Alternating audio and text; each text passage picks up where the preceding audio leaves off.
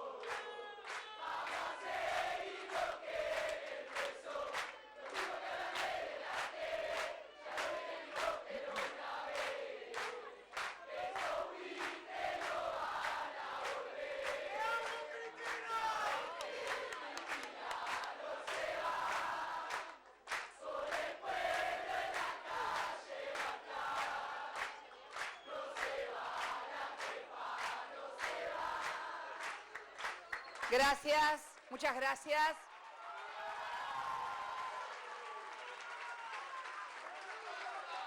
En principio, ¿se escucha bien? Bueno, muy buenas noches a todos y a todas. Quiero agradecer la invitación que me hiciera llegar Daniel, también Graciela, y también en la agrupación de científicos autoconvocados que estamos aquí, que están aquí, para recordar un episodio, diría, icónico de nuestra historia, la noche de los bastones largos. Recién cuando escuchaba a Daniel, que refería de la introducción que Horacio González hiciera y la memoria que él tenía de aquella noche, debo decir algo, como yo soy un poquito más joven que Horacio, mi registro de la noche de los bastones largos es un registro histórico, es un registro de lectura, no es un registro de vivencia o de recuerdo personal. Tenía 13 años, pero sí un episodio también terrible que ocurrió al poco tiempo y que fue la muerte del estudiante Santiago Papillón en Córdoba. Eso sí, me quedó incorporada porque la recuerdo como la primera muerte de alguien que muere en una lucha estudiantil, ¿no? Después vino el Cordobazo, y después vinieron todas las cosas que pasaron en nuestra historia, en la cual, desde distintos ángulos, con distintos grados de participación y responsabilidad, hasta el día de la fecha, hemos tenido registro vivencial, experimental. Nosotros lo hemos tenido como experiencia personal, política y como tal única e intransferible. Pero, ¿cuál es el símbolo de esa noche de los bastones largos? En esa Facultad de Ciencias Exactas, cuentan las crónicas, que estaba la primera computadora que se había, sí, Clementina, tenía nombre además, se llamaba Clementina, nombre de mujer, como corresponde.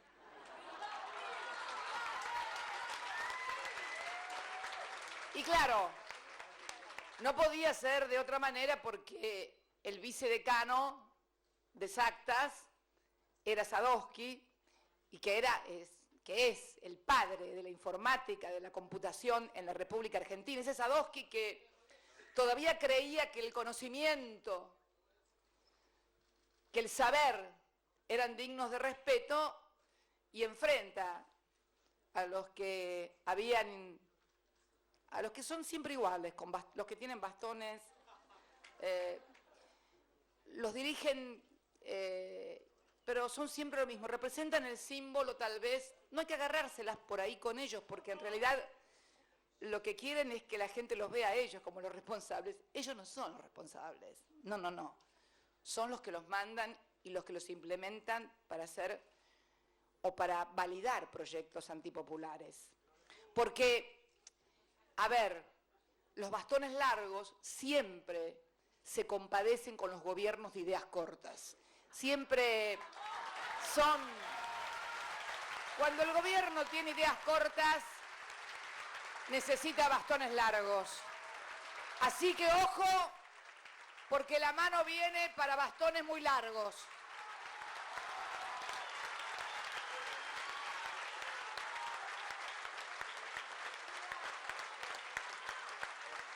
Y la verdad que cuentan las crónicas que Sadowski lo enfrenta al jefe del operativo, a uno de los jefes del operativo, y le dice, yo soy el vicedecano. Pensó que eso le daba el pasaporte a que no le pasara nada. Le dieron 2 palos en la cabeza y se la partieron. Y Clementina, que había sido la primera computadora en Latinoamérica, creada en una universidad nacional pública y gratuita, quedó arrumbrada en algún lugar. Y la pregunta que uno se hace frente al desarrollo científico que había alcanzado, porque lo curioso es que vivíamos en una democracia imperfecta, el golpe no era contra una democracia perfecta, las grandes mayorías estaban proscriptas, esto no lo podemos ignorar.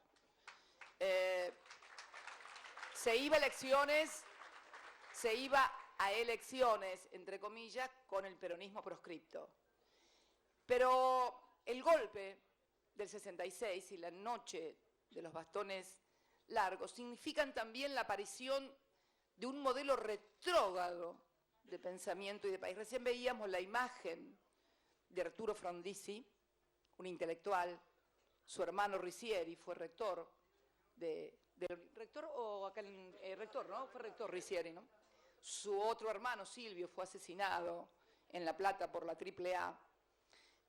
Una familia de intelectuales.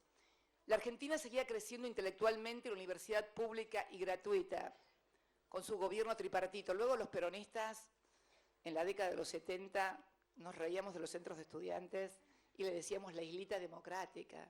Los chicos tienen la islita democrática, pero la gente no puede votar. Esto era una vieja pelea de centros de estudiantes, tampoco quiero trasladarla acá, por favor. No es el momento para iniciar este tipo de discusiones que están superadas y que deben ser superadas. Esas y toda otra discusión que no sirva para la unidad del campo popular. Esto también hay que tenerlo claro. Pero bueno,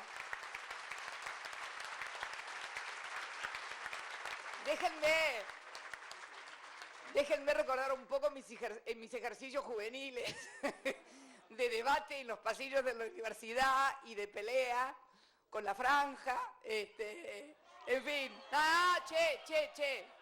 ¿Qué dije? Unidad del campo popular, por favor. Se va a lograr, porque también en algún momento los van a tocar, porque estos gobiernos definitivamente tocan a todo aquel que quiera pensar. o que quiere imaginar un modelo diferente de sociedad. Pero digo, Clementina quedó en el olvido, y en el olvido también quedó lo que podría haber sido un desarrollo científico y tecnológico de punta en la República Argentina, encabezado por esta facultad, que si bien es de ciencias sociales, explica los fenómenos.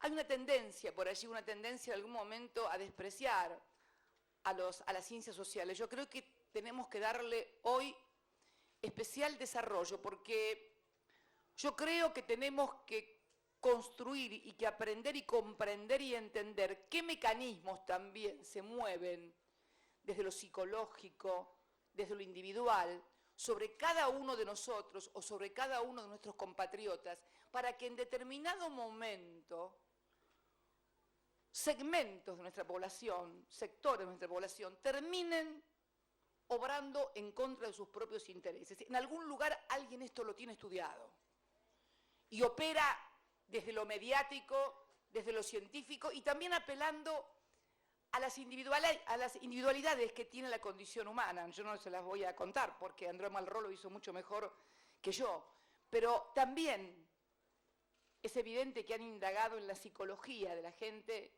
para poder trabajar sobre eso y en algún momento producir una suerte de divorcio entre la experiencia de los sectores populares, de los sectores medios, sus intereses para que esos sectores se divorcien del otro. Sobre esto ha pivoteado el desencuentro de los argentinos de los 200 años.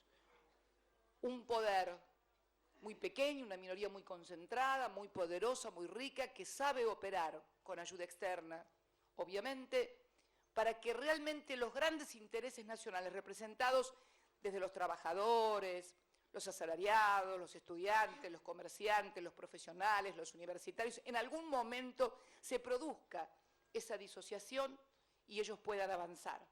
Por eso me encanta este boletín de científicos y universitarios autoconvocados que pone la imagen y dice, no cambiaron, volvieron, y realmente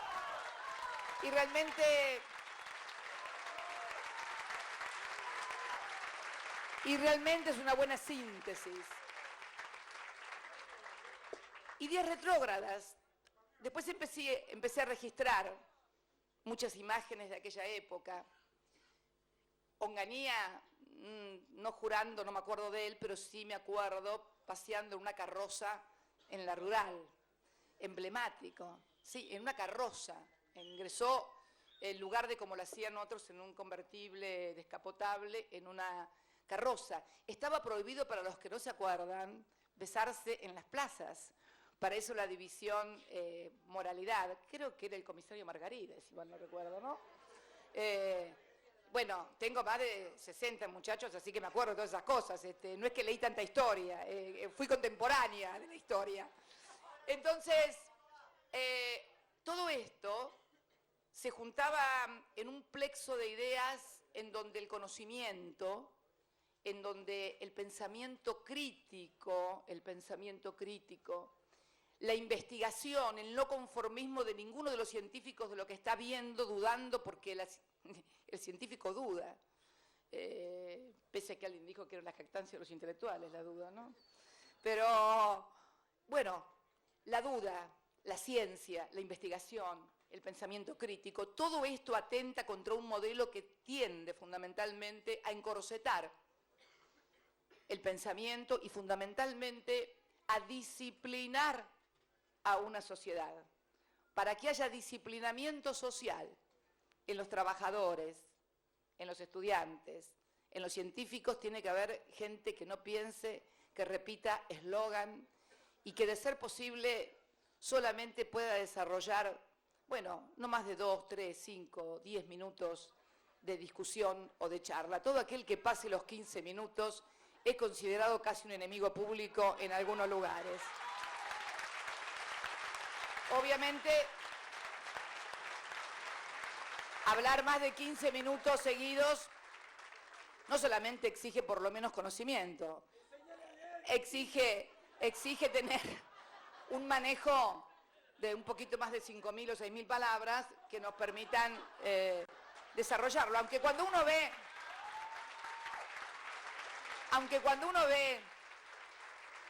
algunos comunicadores mediáticos hablar media hora en la televisión, también ve que tampoco es necesario tener más de 5.000 palabras o 6.000, porque siempre dicen lo mismo y lo repiten machacadamente, pero también tiene un objetivo, porque el machacar permanentemente finalmente es también una metodología. Por eso queremos recordar esta noche de los bastones largos, que fue un gran atraso, la noche del conocimiento de la Argentina, la clausura del futuro, en definitiva. La queremos recordar porque no podemos permitirnos más ese lujo. Y como quien también habló de la herencia, de la pesada... ¿Vos hablaste, no es cierto, vos, Daniel? La pesada herencia. Bueno, la pesada herencia, claro, la pesada herencia es haber puesto a la ciencia y a la tecnología, cuando conformamos ese ministerio, en un lugar preponderante, porque uno de nuestros grandes desencuentros ha sido siempre la disociación entre la universidad, el conocimiento, la ciencia y la tecnología y el país real, la economía real, los trabajadores, sus empresarios.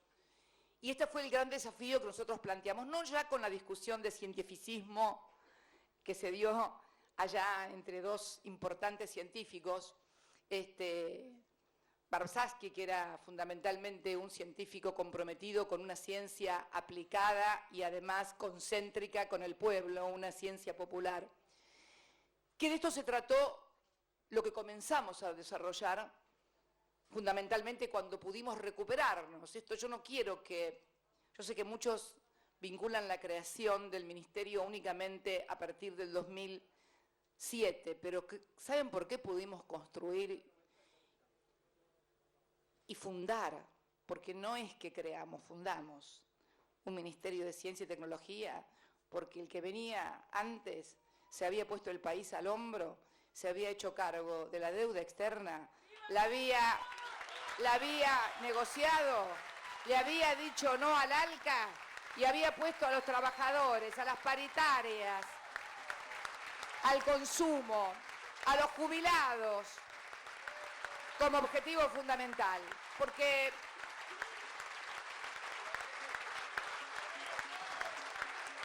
estas son las claves. A ver.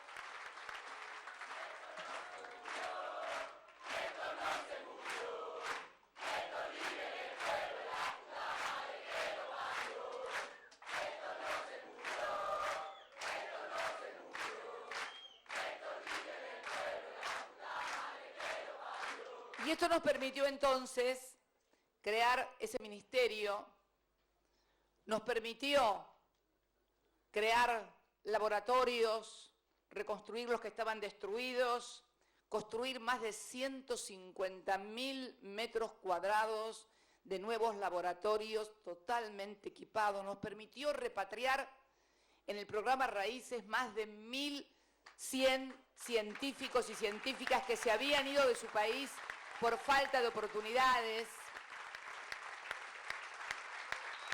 Nos permitió hacer crecer el presupuesto de nuestras universidades públicas, nacionales y gratuitas en más del 2.400%. Nos permitió que los trabajadores de la universidad, que en La Plata yo recuerdo la figura inolvidable de Semilla,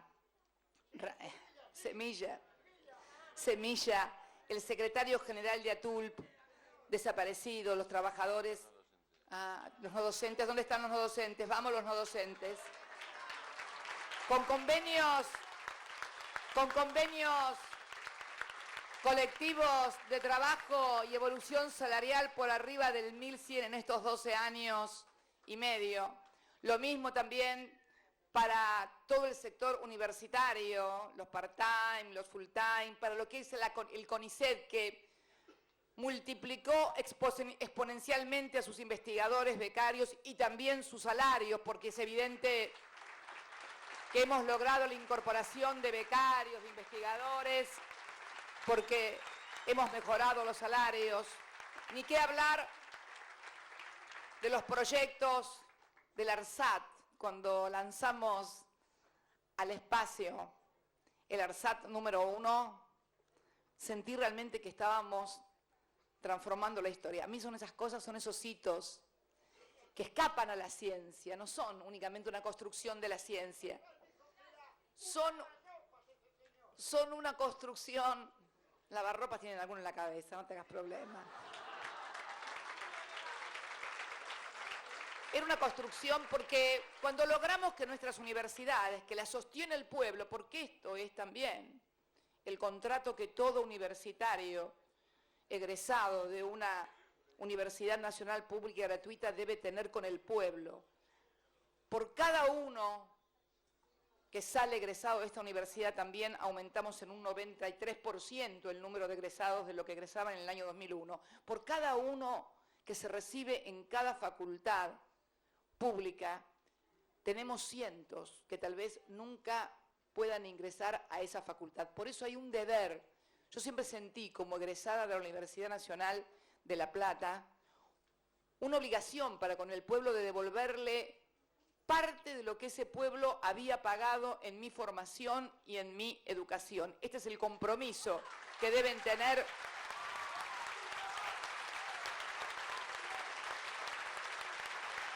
los estudiantes.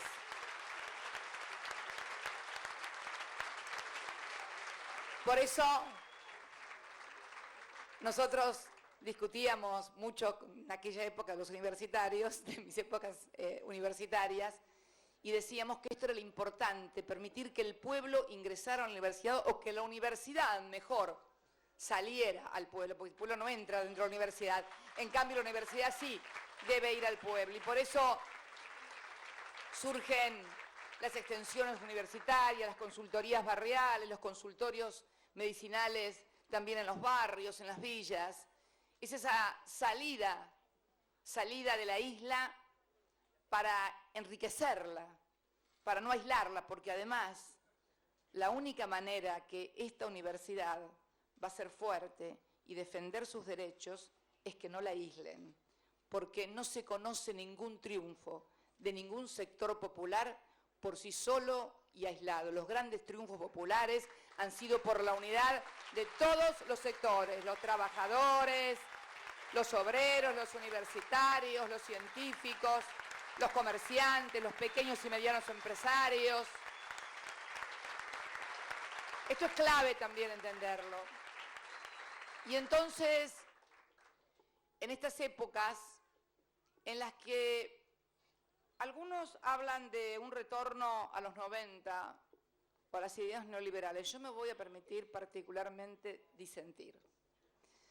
Creo que es un poquito previo a los 90. Creo que el modelo explicitado claramente es un modelo más vinculado a una Argentina preperonista, si se quiere, y discúlpenme los que no lo sean, que tiene que ver con un modelo fundamentalmente de primarización de nuestras exportaciones y nuestras actividades, vinculando a lo primario como el gran generador de riqueza y de empleo, cuando en realidad todos sabemos que necesitamos al sector industrial, pero además que los necesitamos con mucha tecnología y con mucha innovación. Esta fue una de las claves. Y de la Facultad de Filosofía y Letras, ahí en el barrio de Caballito, nos vamos a Liniers, nos vamos a San Cayetano. Allí está nuestro compañero Rodolfo Zapata. ¿Qué tal, Rodolfo?